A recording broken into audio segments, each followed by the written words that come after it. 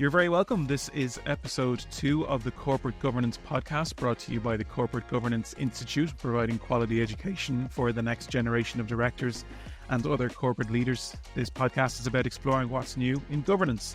What are our challenges? What are the opportunities? And how do we make the most of them? I'm your host, Dan Byrne, and we're thrilled to have as our guest today, Jeff DeCagna, Executive Advisor with Foresight First, a consultancy based in the United States committing to helping association boards set up a new standard of stewardship. Jeff has served on the boards of multiple companies, describes himself as a foresight practitioner and a governing designer, and he's going to speak to us today about the duty of foresight, connecting our actions as corporate leaders with the many possible futures in store for us in the art of running a business. Jeff, absolutely fantastic to have you here today. Thank you very much for joining us. And thanks very much for the invitation. It's a pleasure to join you. So let's just jump straight in. And first of all, before we get into the nitty gritty, I would love to just hear a little bit more about you and your governance career. So could you give us a bit of a background info? Yeah, that's actually an interesting way of describing it, because I never really thought about it that way until we started talking about having this conversation. So I'll start a little bit earlier than that and then bring it to the specific question you're asking. So I've been in the association community in the United States. These are professional, trade, philanthropic, and other types of associations that are often they're based on membership, but they're nonprofit organizations. And so it runs a full range from organizations, for lawyers and doctors, or trade groups for companies and that sort of thing. So I've been part of that community for more than 30 years. And now I guess in my 33rd year of being in that community, I've spent some time on staff. The last 22 years, and now in my 23rd, I've been an advisor and speaker and author for associations. I started out working on innovation, which got me working with boards and CEOs. And about 5 or 6 years into that process, what I started to really hear from the CEOs, particularly I was working with, was that they wanted to do things related to innovation. They wanted to make that a priority, but they were finding their boards were an obstacle. So my governance career, as you ask, it really began in the mid-aughts, if you will, the mid-2000s, in writing an article that I called the Ungovernance Model. And the premise of the article was, I don't know what it needs to be, but I know it's not this. And, and so it took me a long time to figure out what it needed to be. I think I've got it figured out now, but it wasn't a quick process. It was a process of learning and iteration. And so ever since that time, I really focused my attention on trying to help boards. Really, at the beginning, it started out really just understanding why they needed to focus their attention on the future. And then around 2017, it became a much more intentional focus on helping boards set a higher standard of stewardship, governing, and foresight. And that is very much built around the duty of foresight that I know we're going to talk about today. So that's where I am. It's been an exciting process, and looking forward to continuing that work as we move into the second half of this decade. So one article started it all off in the mid-2000s. In a sense, yes. I mean, it was building out over, a period of time of frustration of, innovation is so important, but why are we struggling with it? And, really listening closely to my CEO, colleagues tell me what was going on. I'm like, okay, I didn't set out to do this. I didn't set out to be working so much on the governance side of what boards do. But it became obvious to me that there was going to be no progress in other areas if we weren't willing to address those issues. And so that article was really I think we overuse the term inflection point today these days, but it was a pretty significant, decision for me to go down that pathway, because it did set me down, going into the direction that I've been following for the last, 15 or 20 years. And I think it's safe to say that I know you said that the article was all about, I don't know what it needs to be, but it's not this. I think it's fair to say that resonated with so many professionals in that space who felt equally as held that question mark. Yeah. Well, I mean, I think, I still think that we're doing we're doing a lot of what it was even at that time. Like, it hasn't necessarily adapted as much as I think it needs to, but I definitely think we've made some, measure of progress. And at least I think there's a more robust conversation these days. And things have happened since then. Everything that's happened, especially in these last few years of the pandemic period and the turbulence of this decade, I think has really begun to show even more clearly the issues and challenges that the organizations that I work with face with antiquated ways of approaching the work of boards that are better suited to a different time, and maybe even not then, but they're certainly not well suited to the dynamics of this environment. So I think it's shifting, and I'm hopeful that there will be more shifts going forward as we continue to have this discussion across this community that I've been serving. It kind of feeds into the next question, which is about the last couple of years, especially since the start of the decade. We talked before about how this has been a very challenging decade for business. You've touched on the pandemic. Can you expand on that a little bit? What are the biggest? I mean, the pandemic's an obvious one. Can you expand on that and other pressure points that businesses have been facing? Yeah. So again, an article was important in this conversation because in 2019 I wrote an article in which I first used the term the turbulent 20s, because we knew this would be a turbulent decade long before we ever heard the term COVID-19. And we knew, for example, that artificial intelligence would be a huge issue in this decade, that it was going to arrive in some form. And of course it has. It has kind of exploded, really, is a better way of describing it, in our society. Even though AI has been around for a long time, generative AI has become such a critical issue in so many ways across all organizational types. We knew that climate would be a huge issue before this decade began. We knew that human inequality would be a huge issue. We knew that ideological extremism was on the rise as an issue around the world. And those are just four of the areas that I think were pretty obvious as being factors. And then, of course, the pandemic arrived, even though we knew it was foreseeable. We knew it could happen. It was something that had been we've been preparing for. We were still caught off guard by it, still unprepared to deal with it, certainly in the U.S. and around the world. And I think that, so the challenges that we're going to shift this decade have been accelerated and intensified by what happened during the lockdown period, particularly in 2020, 2021. But we're still feeling the follow-on, and second-order consequences of the pandemic. I think, everything feels more familiar. We're not all walking around wearing masks. We're not all staying around in our homes trying to cook sourdough, bake sourdough bread as we once were. But nothing is normal, right? Everything that's been happening now, it's not back to anything like normal. It just feels more familiar. And so we're still grappling, with a lot of things. And you see, for example, there's so much focus these days in public companies on what do we do regarding ESG, because on the one hand, we see that the benefit of ensuring that we are looking towards sustainability in our companies.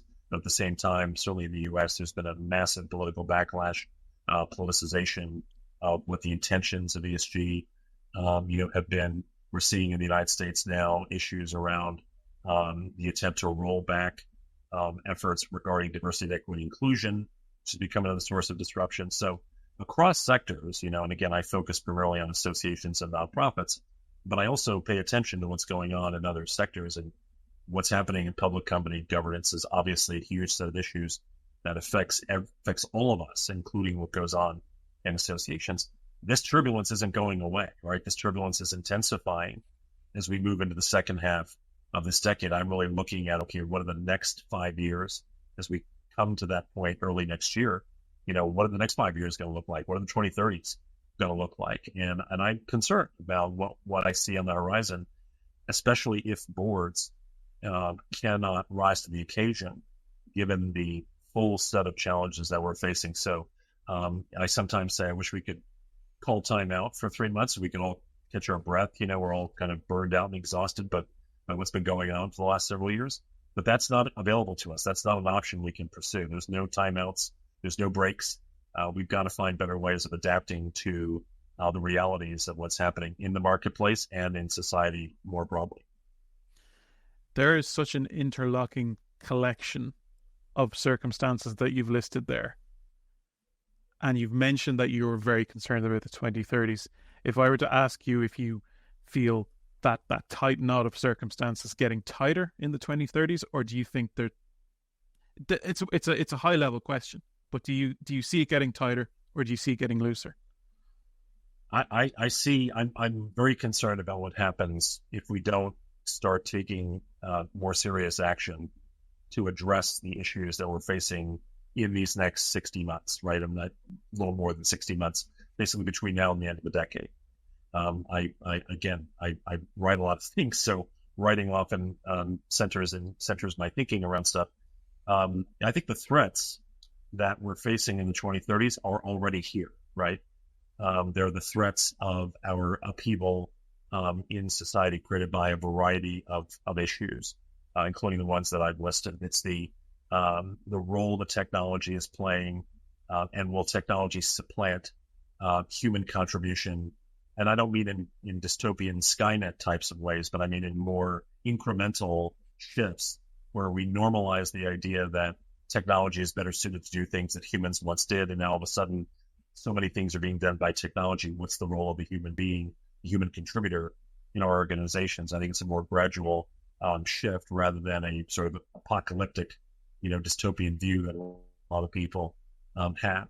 I think that, we have certainly big questions around what our economies will look like in a world, on the one hand, where there's this tremendous pressure for growth inside companies. And at the same time, we know that long-term growth is going to be affected by a variety of questions, including, and certainly in a significant way, by what we do with regard to climate. Like the climate issues are becoming more significant in the short term, because many of the concerns that were present with regard to climate were issues that we thought might not unfold until later in this decade. They're already arriving. We're breaking through barriers. We're breaking through 1.5 degrees centigrade, goals already, rapidly. We're looking at 2 degrees, above industrial levels, so pre-industrial levels. So, we're looking at those issues. So the threats are here, right? And the final one that I just mentioned is the political upheaval. Certainly, we're seeing that political upheaval in the United States in a wide variety of ways, but it's not limited to the United States. We're seeing a rise of far right of center and authoritarian kinds of political parties and governments, even around the world. Lots of concerns about what will happen come the EU elections, this summer, and how will the European Parliament look in terms of composition and the potential for more authoritarian leading members of Parliament, and concerns in other parts of the world, and with 4 billion people voting in 2024, that's going to set us on the course for what happens as we go with the rest of this decade. So I'm concerned about the 2030s. Because as I said, I think the threats are already here. They're already apparent to us. And of course, there'll be new things that emerge. But if we cannot start to work on some of the issues that are affecting us now, I think we're going to be in a much more difficult position come January 1, 2030. And that's something that was just pointed out to me the other day, the fact that so many people are going to the polls. Some already have. In the next 12 months, there will be a majority of the world's citizenry will go to the polls in some form. That shapes policy. Huge defining moment there. It brings us nicely to the topic of the duty of foresight, and this is something that I know that in your career you have been very passionate about. Can you first of all just tell us a little bit more about what it means at the top level? Yeah.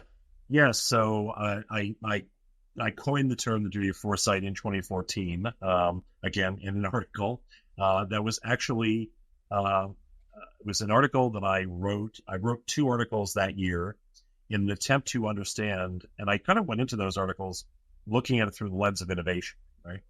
How did one company get to where it was at that point, being a globally dominant player through innovation, and was able to sustain it over time? And the focus of that article was Amazon.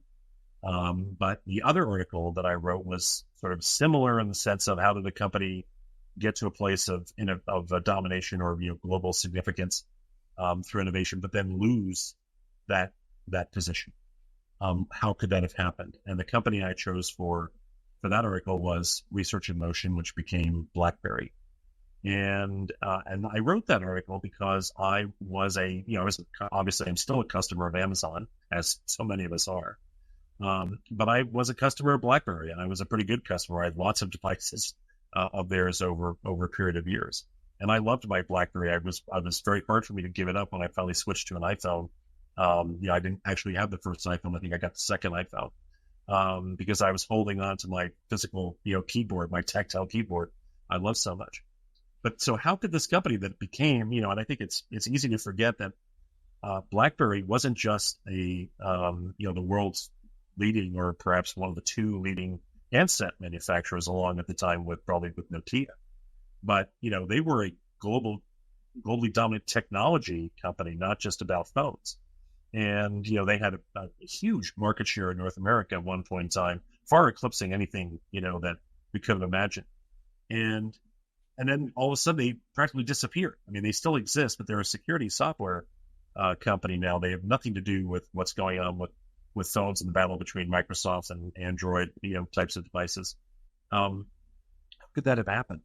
And one of the things that I learned through my research on this was, really the inability of the board of directors of that company, and I would also add management to that. Of course, there were a wide variety of issues of what was going on inside BlackBerry, and I would encourage people to read the book Losing the Signal, which was written by two reporters from the Globe and Mail, which is a Canadian paper that was sort of the paper of record for BlackBerry. And also that book was turned into a movie that came out last year, just named called BlackBerry. And so I think if you read the book, watch the movie, you'll get a sense of other issues that were happening. But really what I took away from my research of BlackBerry was that board failed to anticipate a world in which its business model was not dominant, in which it was not the primary player, in which it was not, going to be the real success that it was. And of course, that was always under threat when you have a company like Apple with Steve Jobs, who was the CEO at the time, and you have other companies looking for opportunities to move into new spaces. And of course, that's exactly what happened, right? The threats that came not just from Apple, but also from Google's acquisition of Android, its decision to go into phones, and to customer preferences changing. So the failure to anticipate a world in which BlackBerry would not be the dominant player was a major shortcoming, and that's when I said in that article the board had failed its duty of foresight. And I knew that was something pretty important because it had never really come up before, in my view, that boards had a duty to learn as much as possible with the future to be better decision makers for their organizations, that there are obviously other duties that boards have, but I don't think we'd ever articulated it in quite that way. And so for the last 10 years, and this is the 10-year milestone for me of that article, what I've been trying to do in working with organizations in my space is help them understand the importance of the duty of foresight for their boards. It has shifted over the course of these last 10 years, how I define it. We can certainly talk about that. But I think that fundamentally what has not changed is the idea that we need to turn the attention of boards toward longer term thinking and away from the dangers of short-termism, which BBC Future is described as perhaps the greatest threat to humanity, as our focus on the short term. So yes, the duty of foresight for me has been a very important defining idea for the last 10 years of my work, and I expect that will continue.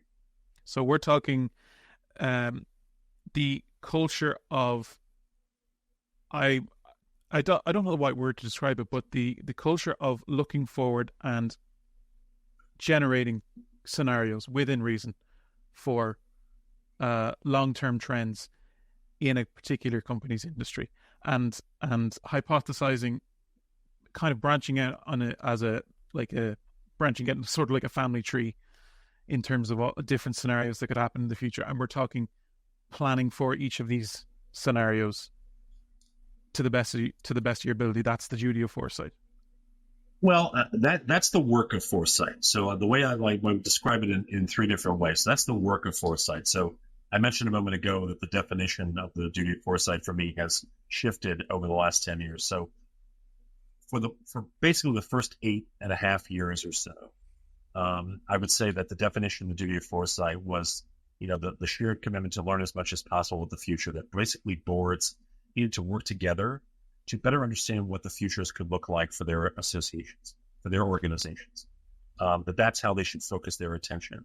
And in 2022, thinking about everything that had happened in the previous 2 years, I started thinking at the beginning of the year, okay, we've been through so much, right? And we don't need to recount that because we all know how difficult it was.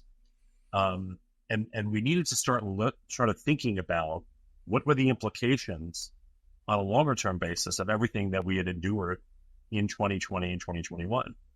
And so I spent a long time in 2022 thinking about what would be the appropriate way for me to update the definition of the duty of foresight.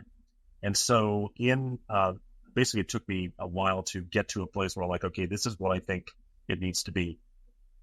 So in the fall of 2022, September of 2022, I released what I refer to still as the next definition of the board's duty of foresight. I'll talk about in a second why I call it the next definition. But the change, the fundamental shift in the definition was that I wrote it in a way that would be consistent with the same way that I would write the definitions for the duty of care, or the duty of loyalty, or the duty of obedience, which is something we talk more about in associations than probably in the corporate sector. But those three fiduciary duties, I wrote the definition in the same way. And the way that it reads now is that the duty of foresight requires boards to stand up for their successors' futures.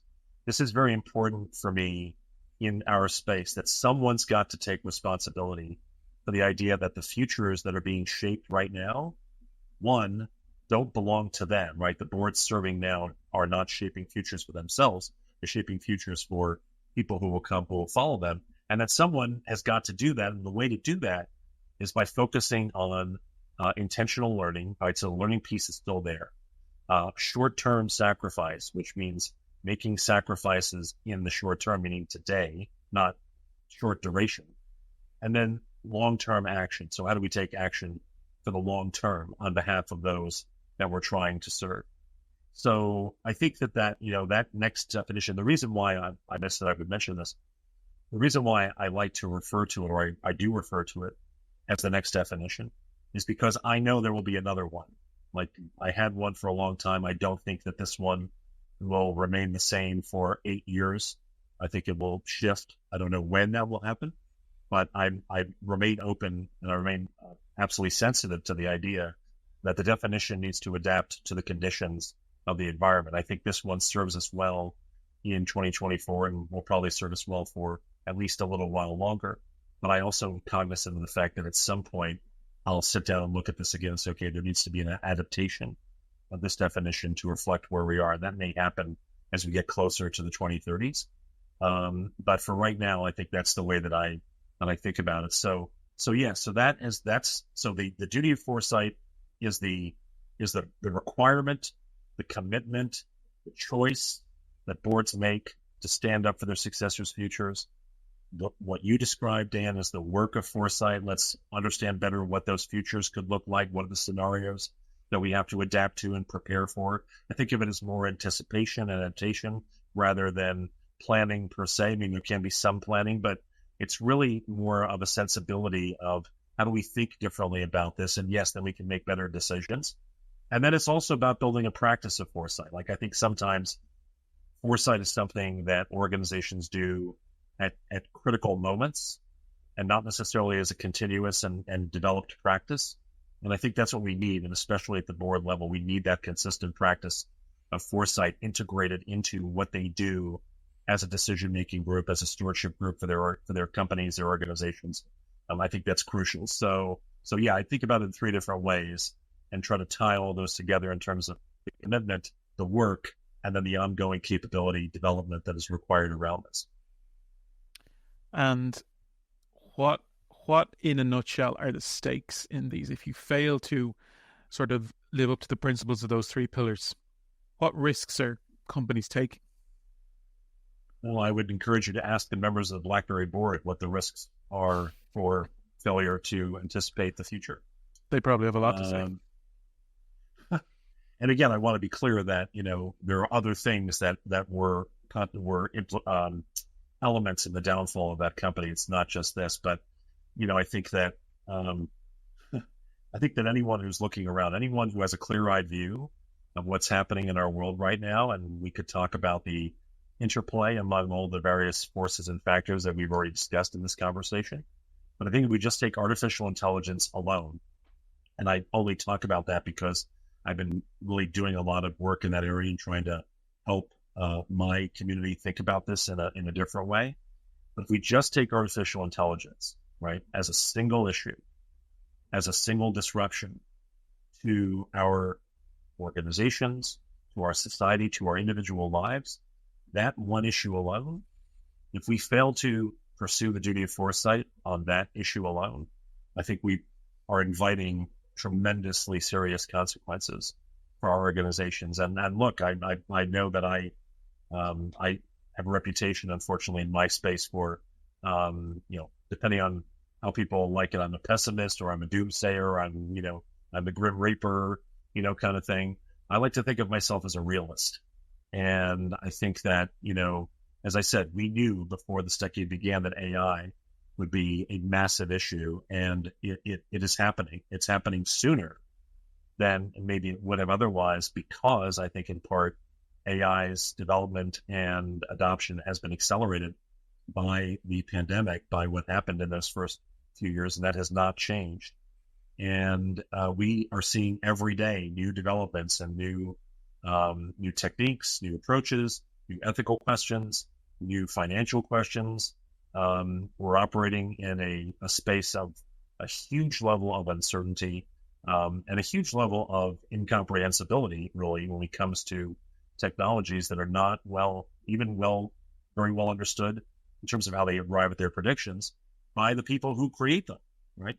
And so there's a massive asymmetry that exists in our society between those who have deep understanding of how various AI technologies and techniques work and the rest of us who are being asked to use them. There's deep power imbalances in the development of those technologies with a small number of companies that have the compute and the financial resources and the talent to make this work, and then everyone else.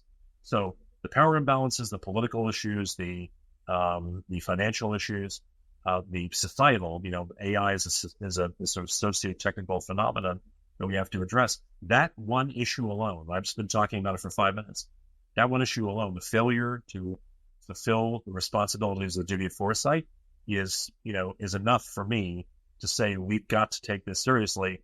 And I haven't even talked about climate or anything else on top of it. So I would say, to me, a clear-eyed view says this is a necessity.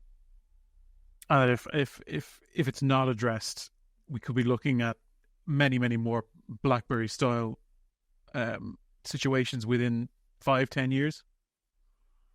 Oh, I would say less than that. Certainly within 5, and probably shorter term.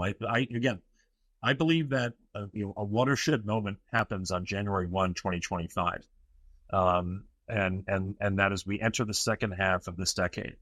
And many of the issues and concerns that we believed were going to affect us negatively were projected to begin as of 2025, 2026, right? So we're entering into the second half of the decade. Now, some of those things have already started. So what we're looking at is the intensification of those issues as we move into the second half of the 2020s.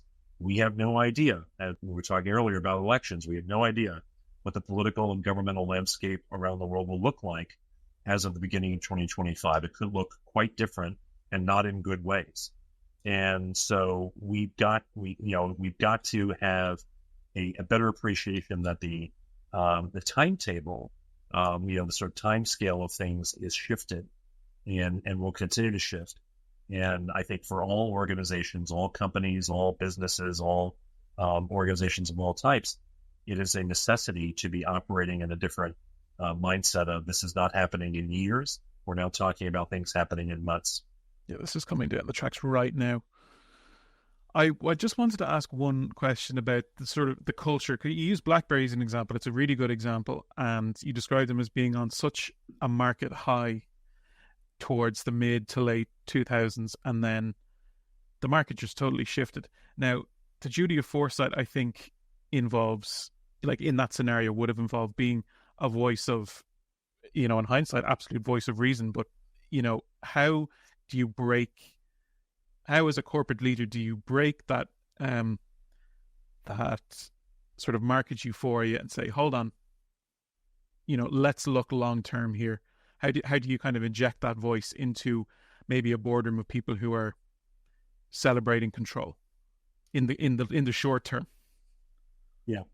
Well, I think it begins with directors demonstrating the independence to be able to ask the hard questions, right? To be willing to be even contrarian in their thinking around things, to say, look, it's great that we're doing well, right?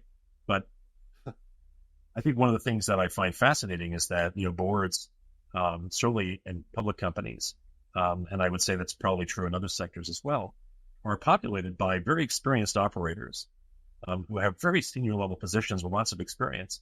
And what I find fascinating is the difficulty that they seem to have oftentimes in looking back on a 20 or 30-year career and say, terrible things happen, right? We have been through difficult times. Why is it we cannot ask that question in this room, right? What is it about this room? What is it about this collection of people that may prevent us from actually saying, you know what, it's great that we're doing well now, but that will not last forever, right? We must be willing to ask hard questions. And it's better for us to ask those hard questions before we're asking them when it's actually happening, right? So would it not have been better, if we're going to stick with BlackBerry? And again, I want to make sure that I'm clear about the fact that there were a wide variety of issues that resulted in what happened to BlackBerry. But of course, let's just say that, let's just say that if we're in the BlackBerry boardroom, it's like, yes, we're incredibly successful, and we have BlackBerry enterprise servers, we have BlackBerry individual servers, we have this great technology, everyone's using it. It's so powerful that people call it crackberry. It's so addictive, right? And, became as you sort of suggested, became a cultural phenomenon, right? Can we take a step back and say there will be a day that will not be true, right? There will be a day when that will not be true. What are we going to do to, first of all, make that day as far out as possible? And two, what are we going to do if, in fact, we cannot prevent it from shifting against us? Because we know that markets are fickle. We know that markets shift on a variety of financial and psychological factors. So how do we adapt ourselves for that and get ready for that possibility? And I recognize that there may be a lot of resistance to having that conversation, which is why we need directors to be willing to ask the hard questions, be contrarian, push back, demonstrate independence, and bring, discipline, bring self-discipline, and encourage the boards to discipline itself as a whole to be able to ask those hard questions and to try to see around corners, which is a very difficult phrase I'm not that great about. I'm really not that excited about, but it is kind of the way we have to think about it. How do we get better at anticipation of what could happen, especially when we know from experience that things will not last in perpetuity? And so I just think it requires this is why I talk about with the boards that I work with, setting a higher standard of stewardship, governing, and foresight.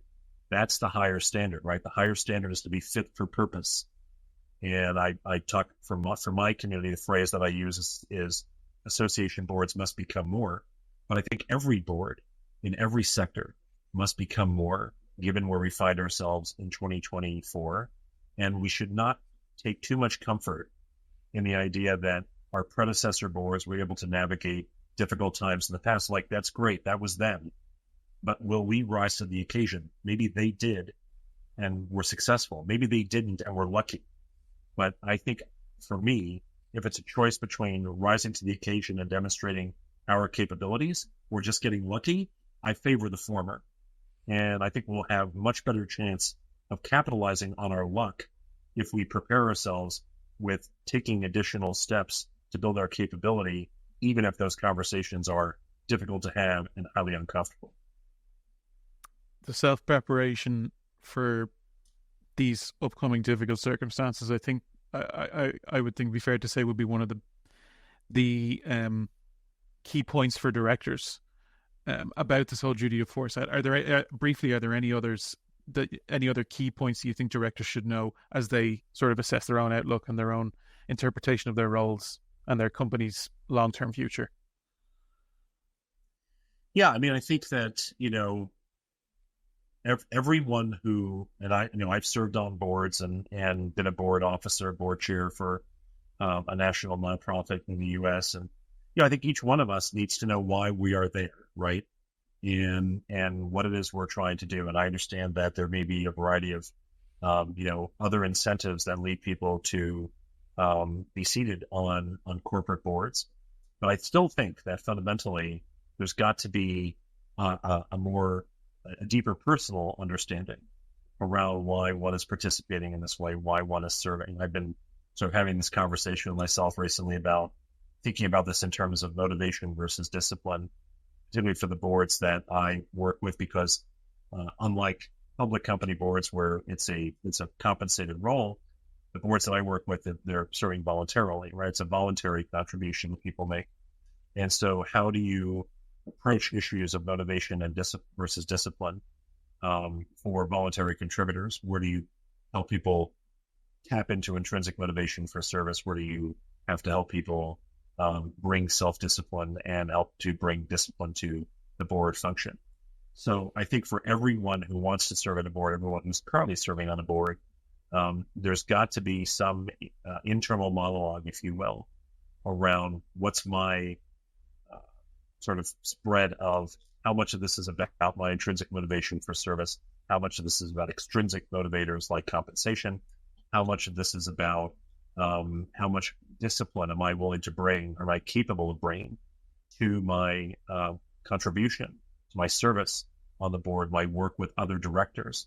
When I look at surveys from the corporate sector, from PwC and other entities, saying that pretty close to, if not half, of directors are saying that at least one of their board peers should be replaced. That's quite worrisome. Very for me too. That's not great. And it's not 50% underconfidence level. Well, yeah, that is not a good sign. No. And so that's why I feel, very strongly for all directors. And I say this for myself too, as someone who, is seeking, a board opportunity in the future. I think about this all the time. Like, what's my, if I have this opportunity, what's my why, and can I articulate my why clearly for any particular opportunity? And do I know going in what I'm going to bring to the table? And can I make that clear to management? Can I make that clear to my peers? Can I make that clear to, in the case of a public company, to the marketplace, what my service is going to look like? And I think I think it's critical that we have that conversation, everyone who is, and that's not just for the directors themselves. It's also management teams need to have that understanding, and advisors like me who are working with boards need to have that understanding. We all need to come to this with a greater sense of clarity around what we're doing here and what we're trying to accomplish together to leave our organizations, our companies, better than how we found them. And I think that's got to be the standard now, and that's inherent in the idea of being fit for purpose, is that we're ready to adapt, we're ready to address these issues, and our mindset is how are we going to leave this better than how we found it. Do you see a slow, medium, healthy uptake of that culture in your work with boards and in your viewpoints on governance? I think it's slow, right? I think that a big part of the work that I do is helping decision makers in these organizations address their orthodox beliefs, which I define as the deep-seated assumptions we make about how the world works. Orthodox beliefs are incredibly detrimental to our work. These beliefs that we've held for years and decades in our organizations that have been inculcated into our organizations, inculcated into the people, perpetuated by the way decisions get made. Orthodox beliefs are present in every conversation that boards have. And much of the orthodoxy that or at least a significant part of it that I'm trying to defeat, really, in my work, is the orthodoxy around what our boards are supposed to do. What's their purpose? How do we compose them? What work do they do? And how do they function? How do we ensure that they are functioning well? Who's responsible for that? What do directors and officers have to do when they serve on the board? What's their contribution to be made and what's not their contribution to be made? So the extent of and depth and breadth of the orthodoxy that exists in my sector around what boards are, what boards need to be, how they become more, how they become fit for purpose is extensive. And in many ways, for me, it's really about trying to address that mindset. And so I think the depth and breadth, the full extent of that orthodoxy really does slow things down, because we are essentially allowing ourselves to be captive to the belief system of the past. We know that there's ample history behind the formation of boards going back to the Middle Ages. So there's 500 years of baggage, basically, around boards. But if you accelerate that into the present day, there's plenty of more recent baggage that we have to deal with. And so for me, it's not as rapid a process. The pace is not right relative to the environment. Like, I think we're in a situation where the pace of that shift is slower inside than what we're seeing in the environment. That is a big source of my concern. Okay. I'm going to turn just a little bit to your writing, because I know that, in the conversation we've learned that several articles have been, I suppose, the founding points of many of your governance beliefs and your outlooks on this sector. So I was just wondering about any new writing you've coming up. I think I understand you have some new article or a series of articles coming out in later this quarter. Yeah. Well, I'm always writing, things out for different places, but one thing particularly that I've been working on this year, and the first article has already been published, is a series of relatively short online articles for the Institute of Corporate Directors in Canada, really outlining the duty of foresight. So the first article was published in February, and it focused on really introducing the idea of the duty of foresight to the ICD audience, and talking a little bit about the BlackBerry story behind that. And then what I'll be writing about in the coming months, going into the summer and then later this year, is really tying the duty of foresight to each of the three fiduciary duties that I mentioned earlier, the ones that we focus on in the association sector, which are the duty of care, the duty of loyalty, which those are true also for corporate entities, and then the duty of obedience, which in most cases has been supplanted in the corporate sector by the business judgment rule. But so each of those three areas is important in the association nonprofit sector. So I've been thinking a lot over the last 10 years about how do you connect the duty of foresight, which again is in my mind it's definitely a discrete way of looking at board responsibility. It's not a legally mandated duty in the way that the other three are. It's not part of statute or case law or regulation. But I regard it as just every bit as important as a duty. It's simply a reminder that not all duty is grounded in law. In this case, it's a duty for me that's grounded in our shared humanity, our shared responsibility to one another, to something that we are here to do to support and help one another. The duty of foresight, standing up for successors' futures, that is a choice we make to serve others.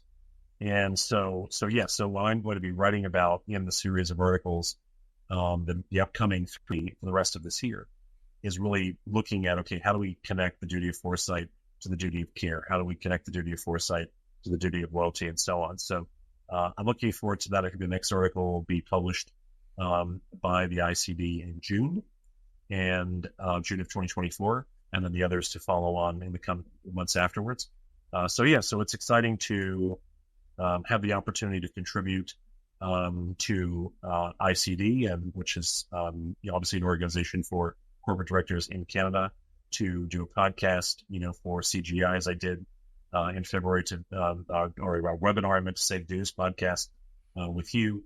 It's great to bring the idea of the duty of foresight to different audiences that perhaps are less familiar with it, because I've been really focusing my attention in the sector that I've been working in for the last 30 years. Very interesting. And also, it seems like, given the breadth of those three topics, the connections between each of the three pillars, could have enough material for novels in there. So it will be really interesting to see how you condense them into the accessible ways of making those connections that you describe. Yes, it will be. I'll let you know how it goes. It's been very illuminating talking about the duty of foresight. It's an incredibly, I think, unique topic, and food for thought for many directors, many people who will be listening to this. And we're coming to the end of the podcast now, but my last question for you is, if you could sum it all up into one or two key takeaways that you'd like our listeners to remember about this episode, what would they be? Yeah, I think I would go back to what I said earlier about, I'm going to summarize it probably in one takeaway and one question, if that's okay with you, Dan, which is the takeaway is what we need from boards in 2024 and for the rest of this decade and looking toward the 2030s is the commitment to become fit for purpose to navigate the challenges that we described at the very beginning of our conversation, and the challenges that we do not yet know about, because they are for sure on the horizon, right? There's stuff we know, there's the stuff we don't know, and there's stuff we don't know that we don't know. And fit for purpose means getting ready for all of it, right? And that is critical. So that's why I say boards must become more. That's really what I mean by becoming fit for purpose. And then the question that I ask of my audience, that I ask of myself, quite honestly, every time I'm writing an article, every time I'm doing a podcast interview, every time I'm doing a session, I ask myself the same question, which is, what will our successors say about us? And I ask that question because it's different from the question of legacy, right? Legacy is a question we ask ourselves, what do you want your legacy to be? It's a question we ask because we want to be able to craft a narrative, tell a story about ourselves in which, not surprisingly, we feature as the heroes. And that's the language we want others to repeat about us. When I ask the question of boards, what will our successors say about us? It's not something that they can say, okay, well, here's the story we want them to tell in 10 or 15 years. The only way that our successors will talk about us is based upon what we do, not what we say. It's about actions, not words. So our successors, in the long term, people will never know personally. They will be the ones to decide what they say about us, and they will look back and say in 2024, they got it, right? They understood what the issues were. They understood that this was not their future, it was our future. And they chose to do things in that way. Or they'll decide that they look upon us and say, we were much more focused on short-term, self-interested, zero-sum thinking that benefited us today in 2024, but did nothing to benefit those who will follow on in the years ahead. So it's about actions versus words. And what will our successors say about us is directly related to the idea of becoming fit for purpose. If you're looking for a reason to become a fit for purpose board, it's not about increasing profitability, although I think it can help with that. It's not about mitigating risk, although I think it can help with that.